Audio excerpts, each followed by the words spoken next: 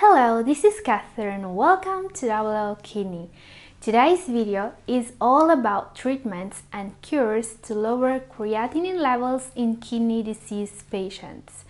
Yes, there are ways to beat kidney disease and I've seen people doing it. But I'm absolutely not saying that improving kidney function is easy, because otherwise nobody would end up on dialysis and nobody would need a kidney transplant. No, unfortunately, kidney disease and renal failure are terrifying illnesses that are taking an incredible toll on the world population. But in today's video, I'm not going to tell you how scary and devastating kidney disease, CKD, is.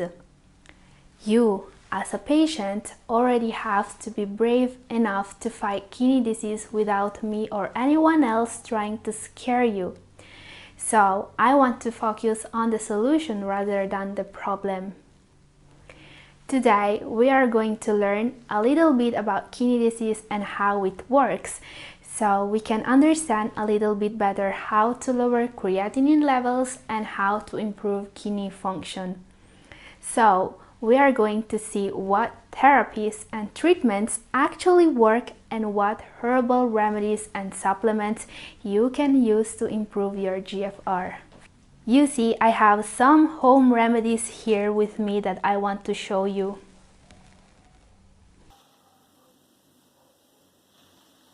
Because maybe they can help you. You probably already have at home a couple of these, so knowing how they can help is important. I'm making this video for anyone with kidney problems actually. So either if you have already been diagnosed with CKD or if you only just know that you may have problems with the kidneys, in this video you will find information that can help you. And I know that doctors always tell their patients that damaged kidneys cannot be healed. They say that when the kidneys have been impaired for too long or when there is scarring, there is no way of getting kidney function back. I've met a lot of patients to whom doctors gave very incomplete information about their disease, and in some cases no information at all. They don't tell you how to manage the disease, how to put together a balanced diet to improve kidney function, and what treatments can lower creatinine levels, because that will be a lot of work and in too many cases they have just too many patients. So they just tell you that kidney disease can only progress to a renal failure and the only outcomes are a transplant or dialysis. In no way you can stop the progression of the disease or lower creatinine levels. But that's absolutely not true. Yes, there are things you can do to improve your creatinine levels and to get kidney function back. Actually, researchers studying stem cells discovered that the kidney is the organ in the body with the greatest ability to repair itself.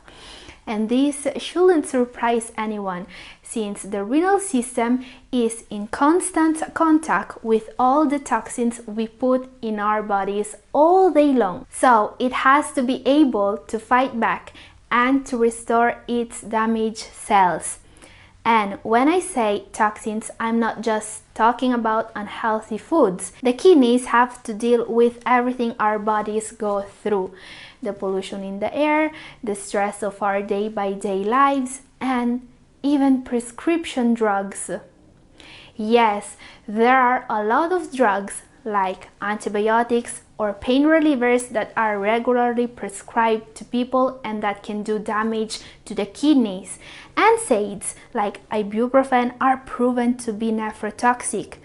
Popular diuretics like furosemide, often prescribed to patients with kidney disease, are proven to be dangerous too, and even ACE inhibitors. I don't want to discredit doctors in general here. I just want to tell you that treating kidney disease is a lot more complicated than it seems. So even if your doctor told you that you have no chances of reversing your kidney disease or to lower your creatinine levels, don't lose hope, because there could still be a way. But you, as a kidney disease patient, should be really involved in your own care to find the right way for you to improve your renal health. And this means that you already did the right thing getting informed about your condition. So let's try to understand a bit more about the condition we need to fight: chronic kidney disease. What is chronic kidney disease?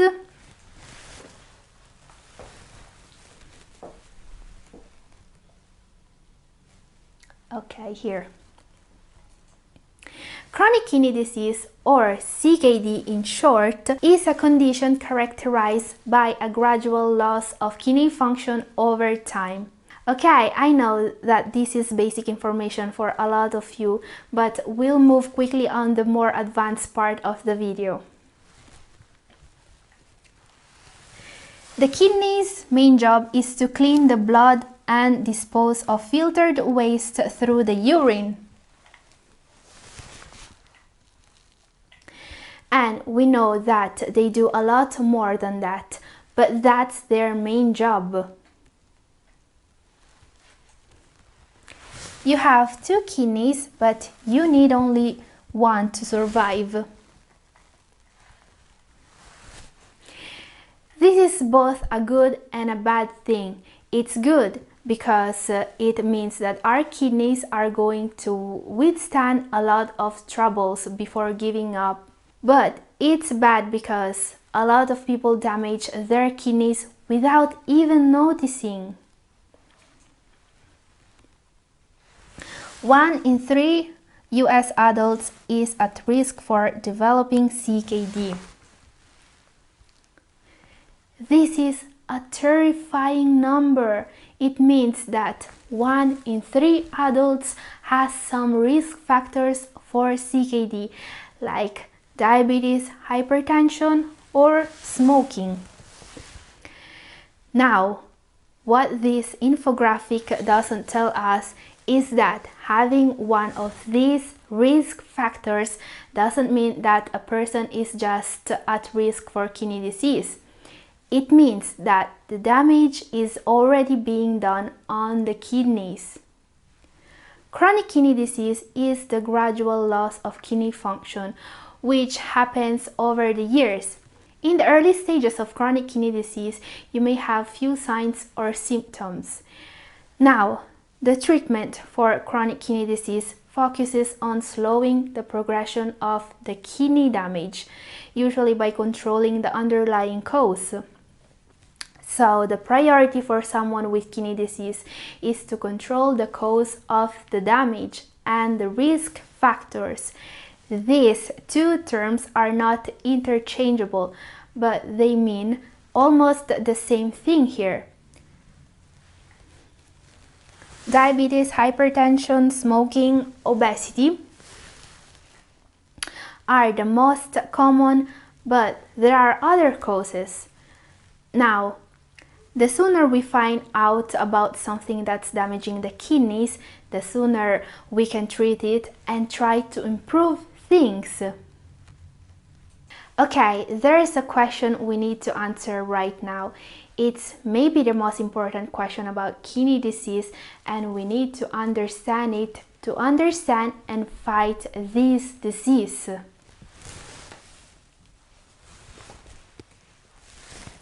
Here, why so many people have CKD?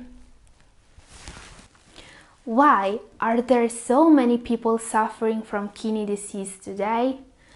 Why so many people have CKD, chronic kidney disease? Let's take a look at the statistics. These numbers are pretty impressive actually, and they will also tell you that you are not alone in this. 15% of North Americans have CKD, and more than 37 million have some form of the disease. Only in the US, 37 million people, 15% of US adults, are estimated to have CKD. Estimated, that's important, not diagnosed. Yes, we are talking about 1 American in 7. Now, if we take a look at the population over the age of 65, the numbers are even scarier, since 1 in 4 has CKD in some form. Of all these people with CKD, the 20% is awaiting a transplant, meaning that they're in the last stage of the disease. But the scariest number is another. This. Only 4% of people with early kidney disease are aware of it.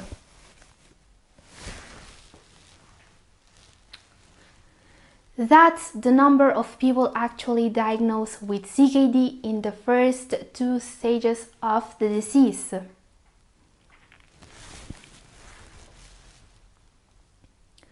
So, 96% of people with early kidney disease are not aware of it. They cannot stop it. They can't do anything to prevent kidney disease from progressing to the advanced stages. And this is a real problem because CKD is really harder to manage and to treat in the advanced stages. Now, while these numbers are only referred to the US population, chronic kidney disease is a worldwide epidemic. I'm insisting on these numbers because anything that can increase public awareness about the disease can help, really. So even sharing this video with anyone you know who is over the age of 65 may help, because they're at greater risk for CKD and they may even have it without knowing it. Yes, spreading awareness can help everyone suffering from this disease. And obviously, the sooner people can get diagnosed with the disease, the more the chances of treating it with successful results. There are 5 stages of kidney disease. I'll show you in this very briefly today because I want to focus more on the causes. Understanding and treating the cause of CKD is the only way to get kidney function back and to lower creatinine levels. But this is still very important. So there are 5 stages of kidney disease with decreasing kidney function and increasing creatinine levels. As you can see in this chart, CKD is divided in 5 stages.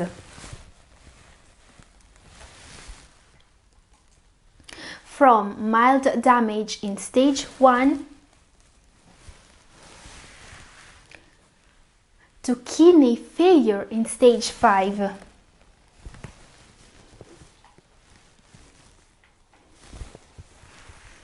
These stages are based on how well the kidneys can filter the blood. GFR means glomerular filtration rate. It tells us how much blood the kidneys can filter each minute. It can also be seen as a percentage of kidney function.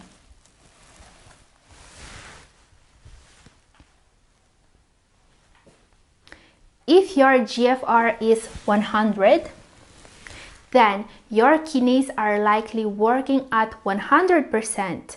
If it's 50, they're at 50%, and so on. As you can see from this chart, the very first symptom only show up in the stage 3A, when kidney function is between 59% and 45%. Now, the very first symptom is foam in the urine.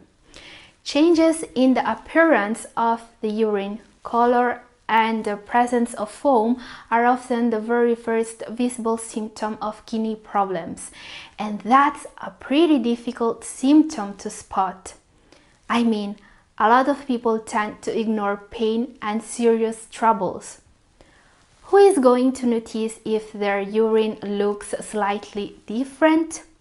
In fact, according to statistics, most of the people don't get diagnosed with CKD until the advanced stages, where the symptoms are more noticeable.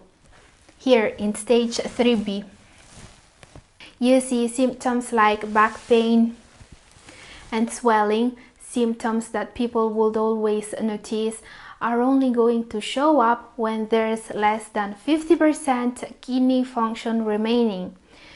The point here is that CKD has very few symptoms and it can progress to the more advanced stages without the patient noticing. This is why we need to focus on causes and risk factors. Here.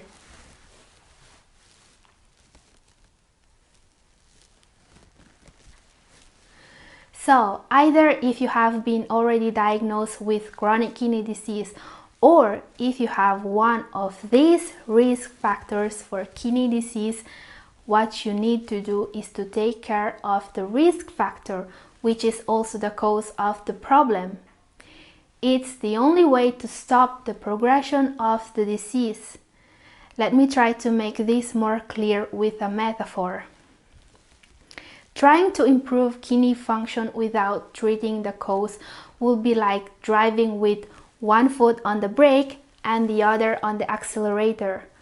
So yes, you could take herbal remedies and supplements, but if you don't stop diabetes or high blood pressure, the results are not going to be good. So the only way to solve the problem and to remove the foot from the brake is to treat the cause. Okay, as we can see here, there are several causes of chronic kidney disease. 7% glomerular disease. 7% of the cases are caused by glomerular disease, a disease caused by an infection or a drug that is harming the kidneys. 6% miscellaneous, 4% unknown, 4% type 1 diabetes, 3% cystic hereditary. This is polycystic kidney disease. 3% nephritis and inflammation of the kidneys. 3% tumors. All these causes combined together account for about 30% of the causes of kidney disease. The remaining 70% is caused by just two risk factors. The number 2 is high blood pressure, causing 28% of cases and involving more than 1 in 5 people with CKD. And the number 1 is type 2 diabetes, causing 42% of the cases of CKD and involving more than 1 in 3 people with this disease. Other risk factors for kidney disease include a family history of CKD, being overweight, smoking, and being 50 years old or more. Now, not all of the causes and risk factors of CKD can be treated, unfortunately, but the most common can. You can't do very much, for example, if you have lupus or polycystic kidney disease, other than treating the symptoms. Or if you are 50 years old or more, cannot go back in time, right? But you can do a lot if your problem is caused by diabetes, high blood pressure, or if you are overweight or a smoker. Now, since we are talking about statistics, I can tell you that a lot of people have all these four causes and risk factor together: diabetes, high blood pressure, smoking, and being overweight. And many of them don't actually know they have kidney disease too, because it still hasn't been diagnosed. But I can assure you that if a person has had even one of these for some years, their kidneys are going to be already damaged. So if you know anyone that smokes or that has diabetes or high blood pressure, send them this video now. The sooner this disease gets diagnosed, the more the chances of reversing it. Okay, I promised you that I was going to focus on the solution today, right? So let's see what you should do if you have diabetic kidney disease. Diabetic nephropathy, diabetes-induced kidney disease, occurs when the blood sugar is not controlled and off balance. Too much glucose, sugar in the blood, makes your kidneys work harder. Since diabetic nephropathy is caused by unstable blood sugar, which damages the kidneys, our first goal should be to stabilize the blood sugar with the proper diet and medications. So usually patients are prescribed medications to control blood sugar levels like metformin and insulin. Obviously, your doctor will be prescribing you these medications. Now, with diabetic nephropathy, the proper diet is absolutely essential. Your dietitian will give you nutritional guidelines that tell you how much protein, fat, and carbohydrate you can eat, as well as how much potassium, phosphorus, and sodium you can have each day, because your diet needs to be lower in these minerals. You limit or avoid certain foods while planning your meals. Portion control is also important. Talk to your dietitian regarding tips for accurately measuring a serving size. What may be measured as one serving on a regular diet may count as 3 servings on the kidney diet.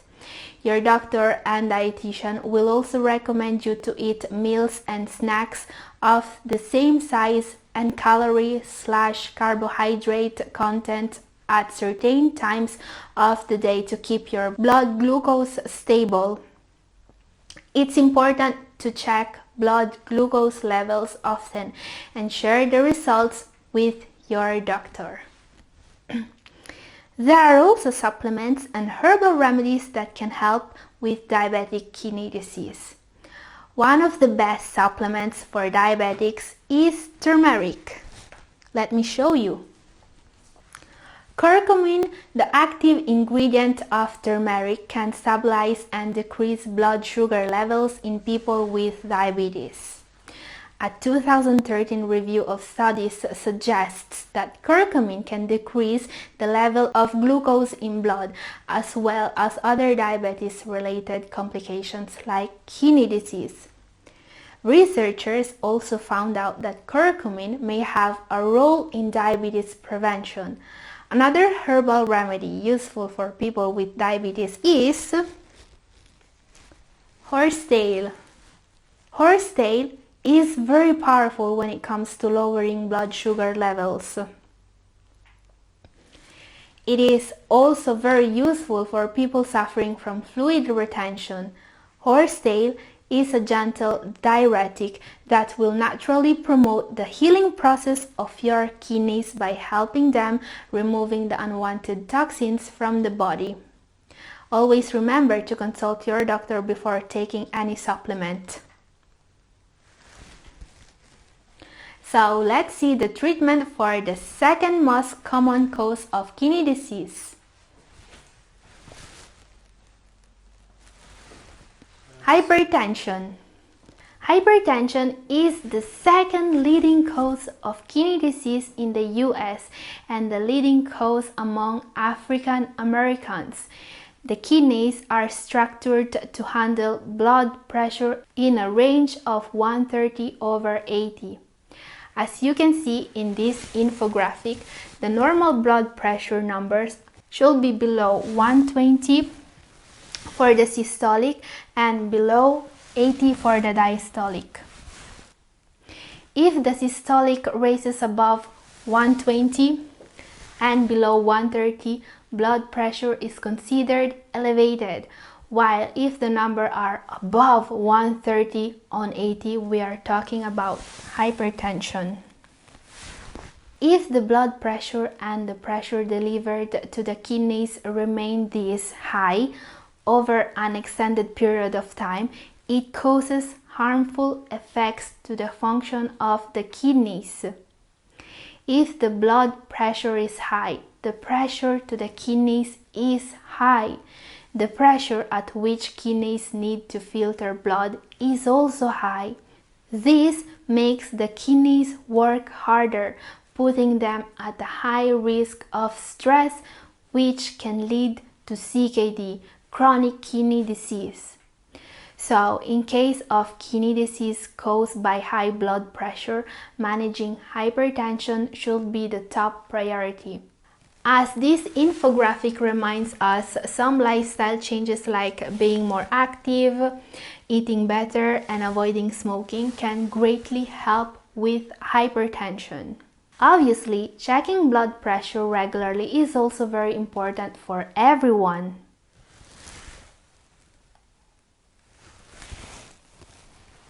How to take blood pressure correctly.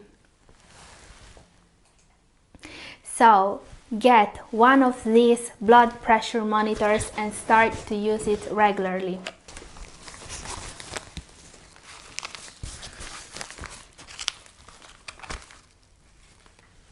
So you know exactly if what you're doing to manage blood pressure is working or not.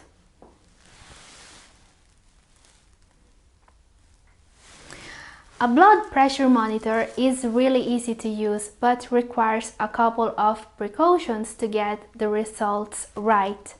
A lot of people think they have a good blood pressure and then when they go to the doctor to get checked, the levels are all over the place. Why?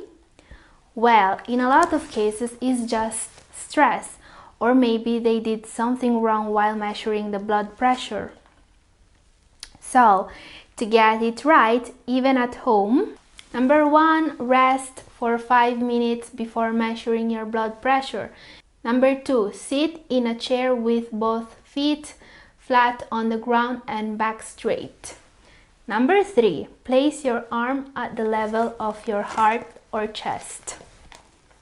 Okay, let's try.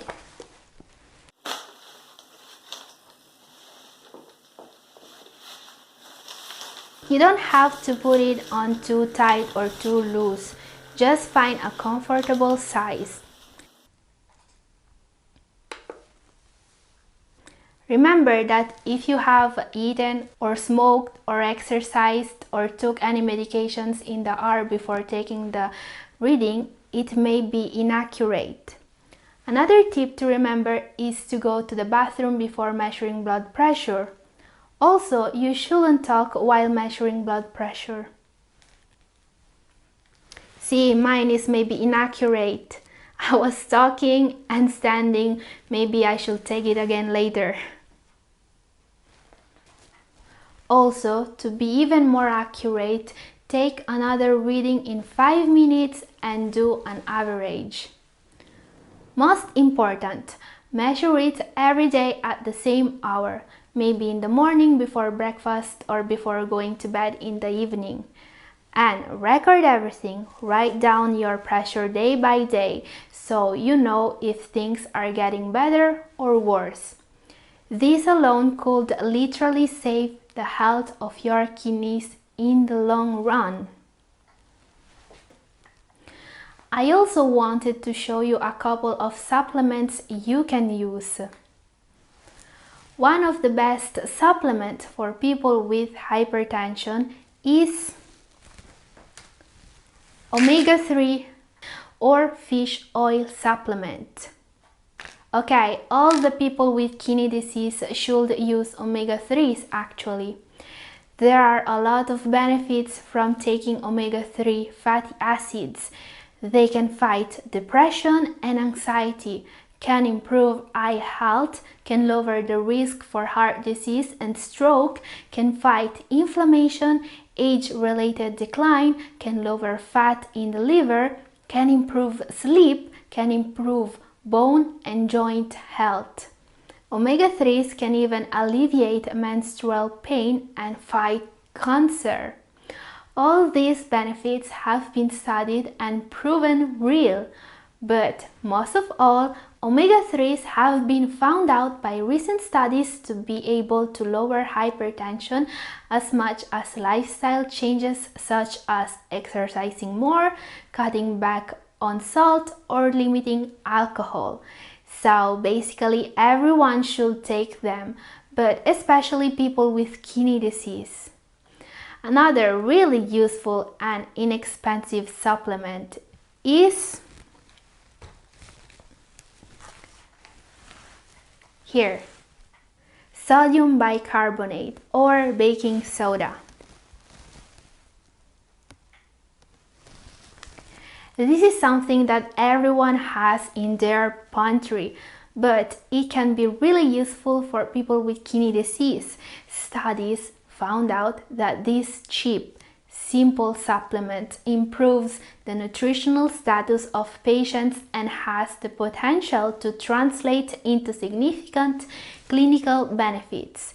It can improve not just the renal function of the patient, but their quality of life as well. Okay, then there is another thing that I want to show you. A lot of people here are using this program to improve their kidney function and to lower their creatinine. You may have seen their videos here on Double O Kidney. They were basically able to reverse their kidney disease thanks to what they learned from this program. I'm leaving a link here if you want to know more. This is all for today. Thank you for watching.